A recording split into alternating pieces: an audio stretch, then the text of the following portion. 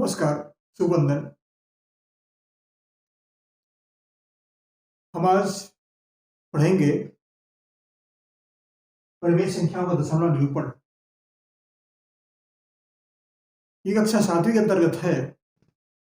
प्रथम आपसे निवेदन, कष्ट करके आप सब्सक्राइब कर दीजिएगा हमारे चैनल को, और जो सब्सक्राइब कर दिए हैं उन्हें हृदय से आभार और धन्यवाद।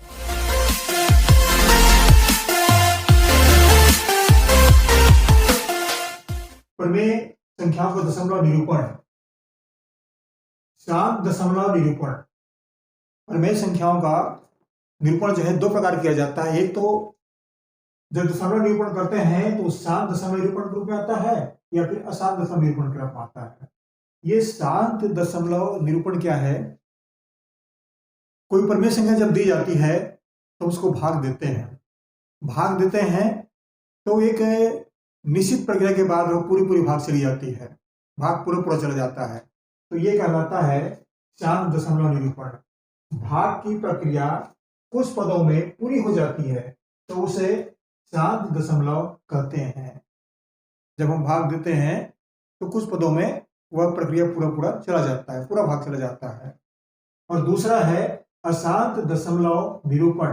भाग की प्रक्रिया जब पूरी नहीं होती है तो उसे अशांत दशमलव कहते हैं। जब हम एक परिमेय संख्या को जब भाग देना शुरू करते हैं तो वह पूरा भाग नहीं जाता, तो उसे हम अशांत दशमलव कहते हैं। आइए हम इसको उदाहरण के माध्यम से समझें। हमें एक उदाहरण दिया है 4/5 15/6। 4 को हम 5 से भाग देते हैं तो देखिएगा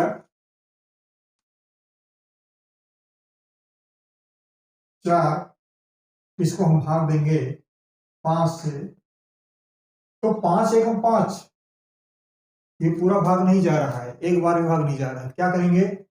5 शून्यम 0, घटा दिए, बचा 4।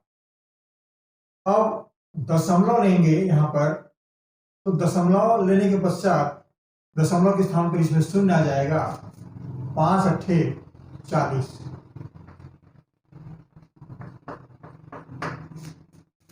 4/5 का दशमलव मान हुआ 0.8।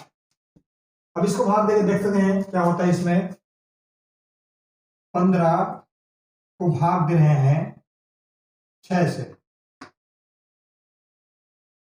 6 दूनी 12, घटा दिए, 5 में 2 गया, 3, 1 में 1, 0। अब दशमलव लगाते हैं तो यहां पर 0 बढ़ाएंगे दशमलव के स्थान पर। 6 पंचे 30, ये पूरा भाग चला गया। 30 में 30 घटा देंगे तो ये 0 आ जाएगा, या 0 आ जाएगा। तो कहने का मतलब ये हुआ, इसमें पूरा भाग चला जाता है। इसमें भाग पूरा चला गया। अब इसको लेते हैं तो ये 7 दशमलव के अंतर्गत है कि कुछ पदों में भाग की प्रक्रिया पूरी हो गई।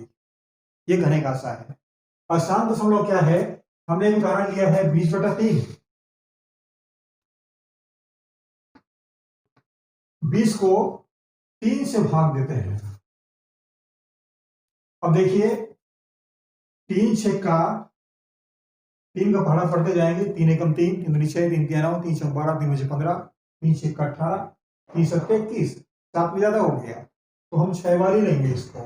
3 छक्का 18, घटा दिए, 10 में 8 गया, 2, 1 में 1, कुछ नहीं बचा। अब 3 शून्य शून्य यहां पर भाग नहीं जाएगा, एक बार भाग नहीं जा रहा है, तो यहां पर दशमलव लेंगे और दशमलव के स्थान पर उसके बदले में हम एक 0 डालेंगे। 3 छक्का 18, घटा दिए, बच गया 2।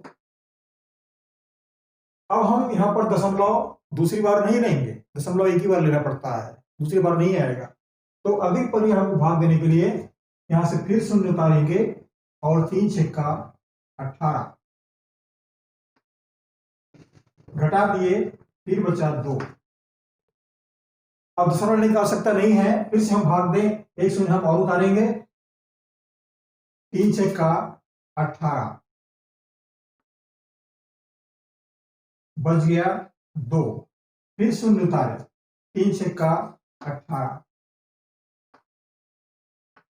बच गया 2।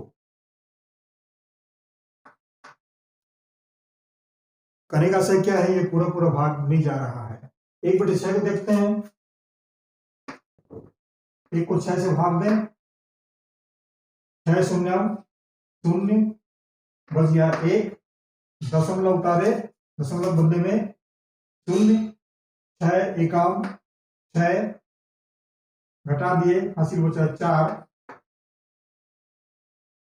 अब शून्य उतारे, 6 48, 6 सत्ते 36, 6 6 36, 6 सत्ते 42, ज्यादा हो गया, 6 सिक्का 36, बच गया 4, फिर शून्य उतारे, 6 सिक्का 36, फिर 4, शून्य उतारे, 6 सिक्का 36, इस तरह आते जाएगा, अंत में 4 फिर बचेगा। कहने मतलब क्या है, 1.6 का मान 0.1666 आते जाएगा। ये कहीं पर भी भाग की प्रक्रिया पूरी नहीं होगी। इसमें 6.6666 आते जाएगा, ये भाग की प्रक्रिया कहीं पूरी नहीं होगी। हम जितने बार शून्य बढ़ाएंगे वो उनका मान बढ़ते जाएगा और भाग की प्रक्रिया पूरी नहीं होगी। तो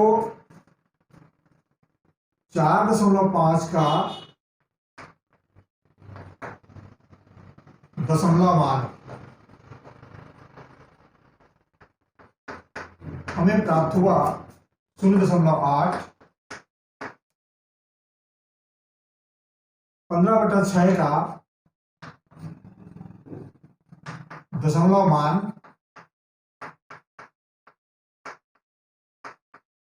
प्राप्त हुआ 2.5, ये 7 दशमलव है, और 20/3 बराबर 6.66666 इस तरह आते जाएगा, और 1/6 बराबर 0.1666 इस तरह बढ़ते जाएगा। करने का आशय क्या है कि हमने दो तरह से मान पढ़ा, एक साम दशमलव, एक असाम दशमलव।